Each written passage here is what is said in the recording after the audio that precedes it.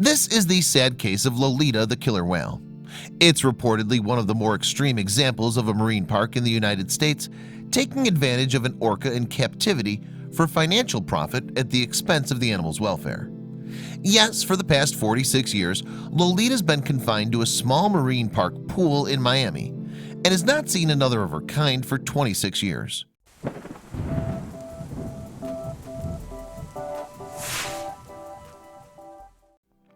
Originally born to one of the now endangered pods of resident orca whales that live in the waters around Washington state, Lolita now probably knows little of her native home.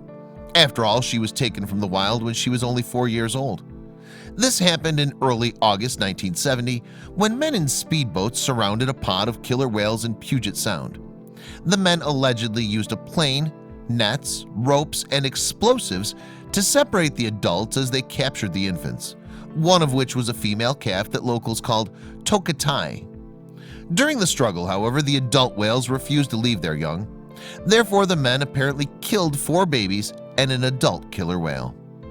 Tokatai, renamed Lolita, then left her life in the wild to begin a new one in captivity as the star of the Miami Seaquarium.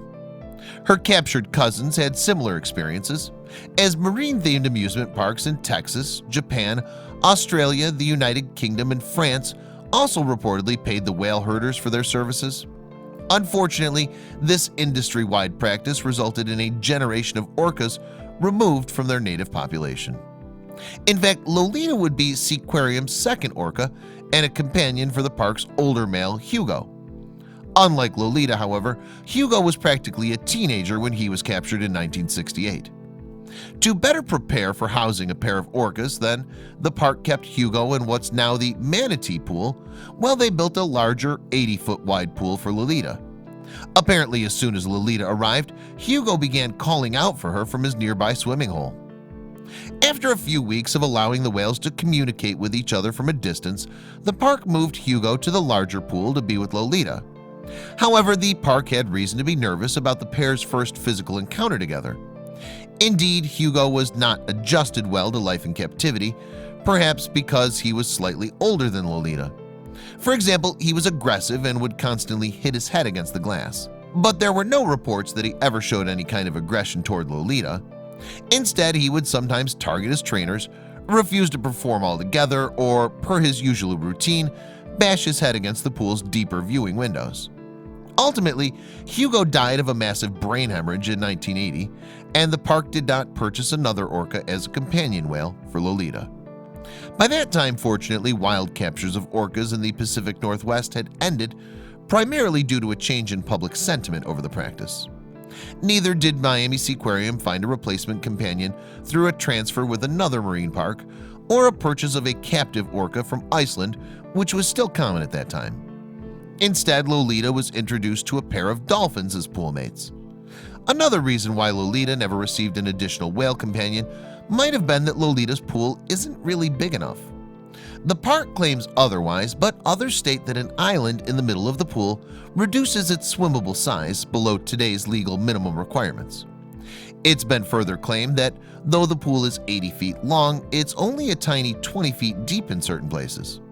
This is even more shocking when you consider that Lolita weighs in at 6,000 pounds and stretches to 21 feet long. Indeed, Lolita would swim up to 100 miles a day in the wild, but in her pool she can apparently swim only a little more than the length of her own body. What's more, the lonely whale takes a steam of medications for various ailments, including chronic kidney infections. Not only that, but she's also slowly losing her vision due to pterygium, or surfer's eye, which is an uncomfortable condition caused by excessive exposure to UV radiation. A lack of shade above Lolita's pool is claimed to be the likely cause. And if her physical health isn't bad enough, her reported mental health is not much better. Recently, for example, Lolita has allegedly started showing signs of emotional distress through jaw popping, a potentially damaging activity that indicates that Lolita is bored or frustrated. In fact, the whale had to have her teeth drilled over a dozen times because of this behavior.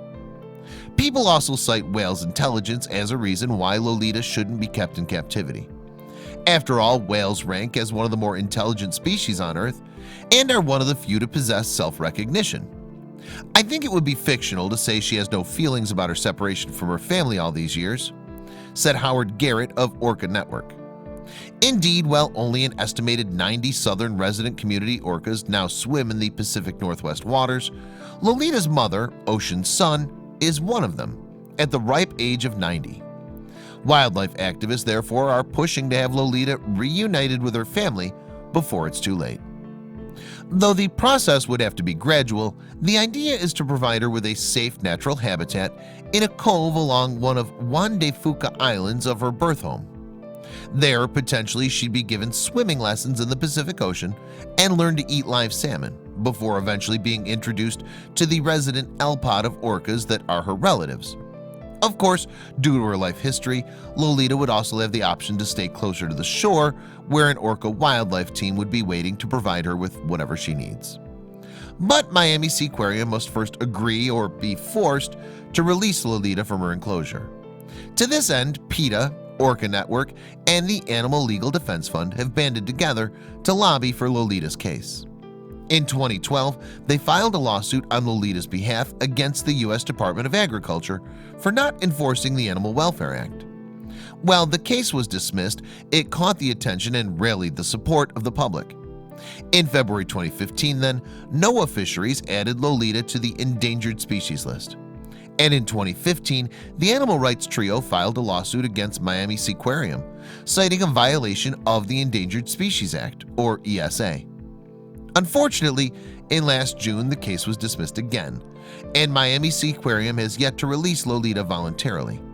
However, an appeal has already been filed for the ESA lawsuit, and Lolita's many advocates will continue to fight for her freedom. I hope you liked this video. If so, please hit the subscribe button and click on the bell icon to make sure you never miss a video from our channel.